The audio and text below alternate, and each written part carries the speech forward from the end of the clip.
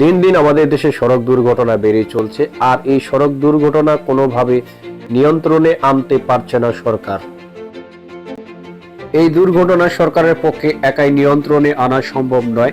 এই সড়ক দুর্ঘটনা নিয়ন্ত্রণে আনতে হলে সাধারণ মানুষকে এগিয়ে আসতে হবে। স্কুল ও কলেজ জীবনে যে সাবজেক্টগুলো নিয়ে পড়াশোনা করেছি, এই পড়াশোনা বর্তমান আমাদের জীবনে কোনো কাজেই আসছে না। স্কুল ও কলেজ জীবনে যদি ট্রাফিক আইন সম্পর্কে একটি সাবজেক্ট থাকতো, হয়তো এই ট্রাফিক আইন সম্পর্কে অনেকেই জানতে পারত।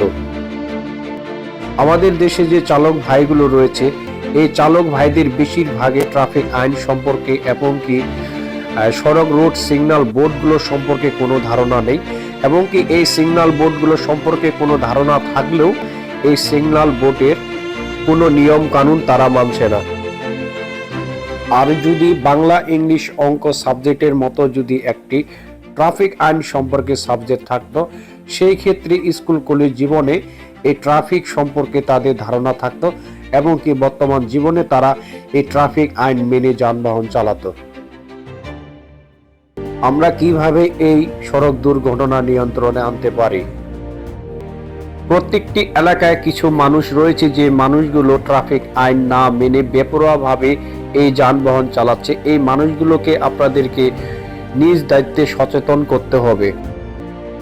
আপনার সন্তানের হাতে বাইক দেওয়ার আগে অবশ্যই ট্রাফিক আইন এবং ড্রাইভিং সম্পর্কে সঠিক প্রশিক্ষণ দিতে হবে। যানবাহন চালানোর সময় অবশ্যই সময় বেশি নিতে হবে, যাতে সময় নিয়ে আপনি আপনার জায়গায় পৌঁছাতে পারেন। যানবাহন চালানোর সময় অবশ্যই মোবাইল ফোনে কথা বলা বন্ধ করতে হবে। ওভার গতি বেগে বাইক বা ভারী যানবাহন চালানো বন্ধ করতে হবে। সড়ক এবং কি মহাসড়কে প্রতিযোগিতামূলক যানবাহন চালানো বন্ধ করতে হবে। বাইক বা ভারী যানবাহন চালানোর সময় আপনাকে মনে করতে হবে পৃথিবীর যত মানুষ রয়েছে সবগুলোই পাগল, এবং কি একমাত্র আপনি সুস্থ। যখন আপনি যানবাহন চালাবেন অবশ্যই আপনার দু চোখ, দু হাত, দু পা স্ট্রং রাখতে হবে। সরকারের পাশাপাশি যদি আমরা সাধারণ মানুষ নিজেরাই সতর্ক সচেতন হই, আমি মনে করি আমাদের দেশে এই সড়ক দুর্ঘটনা প্রতিরোধ করতে পারব।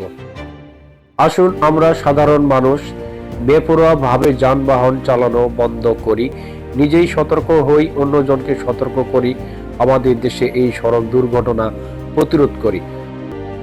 আমার এই ভিডিওগুলো যদি আপনাদের ভালো লাগে অবশ্যই আপনাদের মতামত জানাবেন, এবং কি এই ভিডিওগুলো জনস্বার্থে শেয়ার করবেন। মনে রাখবেন আপনার একটি শেয়ার পৌঁছে দিতে পারে হাজার মানুষের কাছে। ধন্যবাদ, ভালো থাকবেন।